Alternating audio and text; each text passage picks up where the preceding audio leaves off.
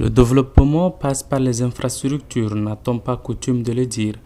Le Tchad, après avoir retrouvé la paix et la stabilité, s'est résolument engagé vers un développement durable.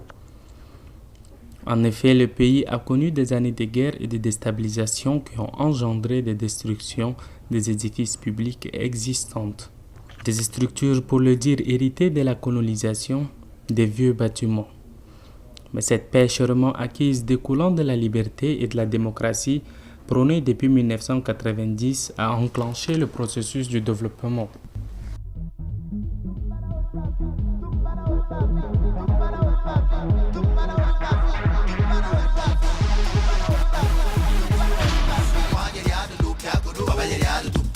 L'économie tchadienne, qui reposait sur l'agriculture et l'élevage et qui occupait plus de 80% de la population tchadienne, a connu une régression sans précédent. Le coton, premier produit d'exportation du Tchad, ne se vendait plus comme avant au marché mondial. Mais en 2003, après tant de négociations et un effort considérable déployé par le gouvernement, l'or noir du Tchad est exploité. Ce pétrole vendu générait des revenus qui compléteront les deux mamelles de l'économie, à savoir l'agriculture et l'élevage, et financer plus tard le développement du Tchad.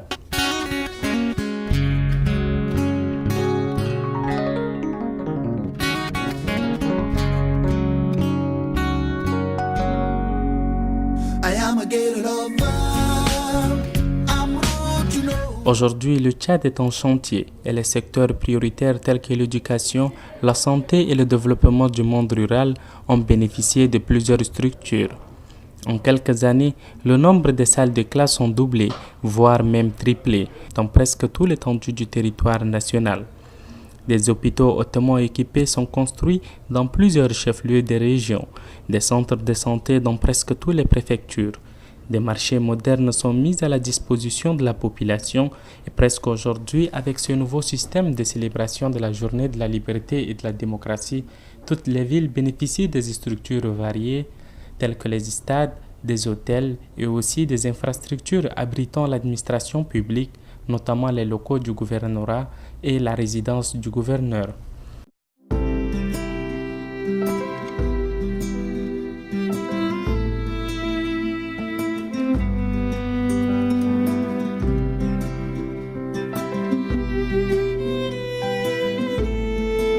L'ambition des autres autorités de doter le Tchad par des infrastructures modernes se traduit aussi et surtout par ce nouveau visage de la capitale. En effet, dans l'un de ses discours, le président de la République, Idrissa Déby Itno, a annoncé qu'un N'Djamena sera bientôt la vitrine de l'Afrique centrale. Un pari presque gagné, car aujourd'hui, presque tous les grands axes de la capitale sont bitumés et des échangeurs sont construits pour déboucher la circulation. Les vieux bâtiments sont remplacés par des nouveaux modernes. Des lycées et écoles construits, une place de la nation symbole de la cohabitation pacifique a été offerte aux N'Djaménois. Un hôpital de la mère et de l'enfant est construit pour réduire la mortalité maternelle et infantile. Un hôpital moderne hautement équipé est édifié pour servir d'alternative à l'évacuation sanitaire. Une bibliothèque nationale, un musée national pour permettre à la population de s'inspirer de l'histoire du Tchad. L'administration centrale a bénéficié des structures modernes. L'exemple est le ministère de la Santé et celui de la Justice et bientôt le ministère des Finances. L'Assemblée nationale a un nouveau siège et un hémicycle avec tout le confort nécessaire. Le palais du 15 janvier a été réhabilité et doté de matériel ultra performant et pourrait bien accueillir toute rencontre nationale et internationale. Des hôtels 5 étoiles sont construits et d'autres en construction pour accueillir les étrangers. Pour rendre hommage aux forces de défense et de sécurité, une place est dédiée à la Grande Armée.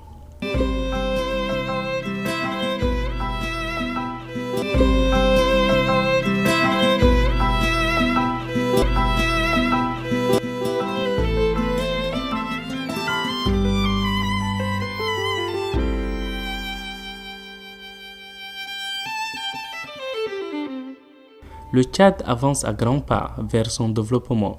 La jeunesse tchadienne, qui constitue la moitié de la population, s'est tournée vers le savoir. et plus de 8 universités et instituts universitaires sont construits pour réaliser le rêve de cette jeunesse.